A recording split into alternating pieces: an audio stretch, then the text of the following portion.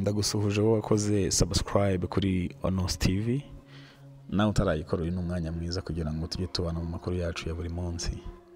Amakuru tukuzaniye uyu munsi ni amakuru avuga impinduka zabaye mu mujyi wa Goma. Impinduka zikomeje kuba mu mujyi wa Goma ziri gukorwa n'umutwe wa 23 kuva bafata ubuyobozi. Tariki ya 26 Mutarama, niba mubyibuka neza, nibwo perezida wa Congo Antoine Felix Tshisekedi yatangaje amakuru ko umupaka wa Goma uhuza Goma na Gisenyi, uriya mupaka witwa Petite Barriere, nibwo batangaje ko ufunzwe, nta buhahirane buzongera kubaho hagati y'imijyi yombi, yaba umujyi wa Gisenyi ndetse n'uwa Goma, dore ko ari imijyi itandukanye n'umurongo wonyine n'abaturanyi cyane.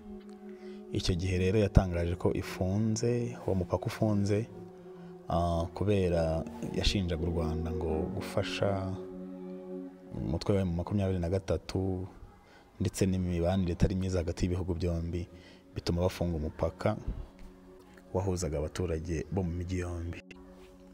Umutwe wa 23 kimara gufata umujyi wa Goma, wakoze impinduka zitangaje, wimika abayobozi bashyashya nyuma y'iraswa rya Guverineri General Peter Chirimwami.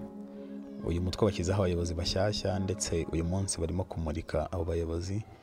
Ku munsi w'ejo rero tariki 5 Gashyantare, ku munsi w'ejo kwa gatatu, nibwo umuvugizi wungirije w'ingabo za 23 witwa Dr.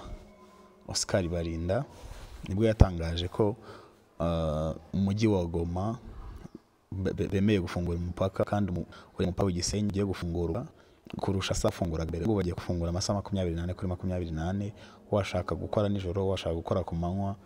Ubucuruzi n'ubuhahirane bigiye gukorwa kurusha uko byakorwaga mbere. Baciye agozire, bafunguye ejo, n'uruza abantu ari byinshi, bacuruza inyamaswa, amatungo atandukanye, bacuruza ibyo kurya bitandukanye. Mbese ubuzima burasa nkaho bwagarutse hagati y'umujyi wa Gisenyi ndetse n'umujyi wa Goma. Amakuru nayo ngayo uyu munsi, komeza ukurikirane Onos TV udacikanwa.